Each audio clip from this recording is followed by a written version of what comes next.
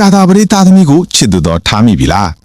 ဒါဆိုရင်လို့တင်ဟာကဘာပေါ်မှာအကန်ကောင်းဆုံးလူတစ်ယောက်ဖြစ်နိုင်တယ်လို့ခေါင်းကွက်အရာဆုံးလူတစ်ယောက်လေးဖြစ်သွားနိုင်ပါတယ်ဘာကြောင့်လဲဆိုတာပြောပြမယ်နော်ကြာတာပရိသားသမီးတွေဆိုတာပညာကိုကိုးစားပြုတဲ့ဂျိုးအောက်မှာမွေးဖွားလာသူတွေပါသူတို့အုံနောက်ကကွန်ပျူတာတစ်လုံးလိုပဲဉာဏ်ကောင်းမယ်မှတ်ဉာဏ်ကောင်းမယ်ပြီးတော့အရာရာကိုကြိုတင်တွက်ချက်နိုင်စွမ်းရှိကြတယ်ကြာတာပရိသားသမီးကိုချစ်သူတော်ထားခြင်းဟာကိုဘေးနားမှာဆရာသမားကောင်းတစ်ယောက်ရှိနေတာနဲ့တူပါတယ်သင်ဘိုးကတူးတက်ဖို့အတွက်သူတို့ကအမြဲတမ်းလမ်းပြပြီးနေမှာပါဒါပေမဲ့ဒီချက်တွေကိုတော့တတိထားရပါမယ်သူတို့ကဆရာလို့ရတာအရင်ကြိုက်ပါတယ်တဲ့နည်းနည်းလေးအမားလို့မိတာနဲ့သူတို့စီကတရားပွဲကြီးဟောတာကိုခံရပါလိမ့်မယ်သူတို့ပြောတာကိုညီးမြတ်စာဟုတ်ကဲ့ပါဆရာကြီးဆရာမကြီးရဲ့လို့သာပြောလိုက်ပါဒါဆိုအဆင်ပြေသွားပါလိမ့်မယ်နောက်တစ်ခုကသူတို့ဟာမာနကြီးပါတယ်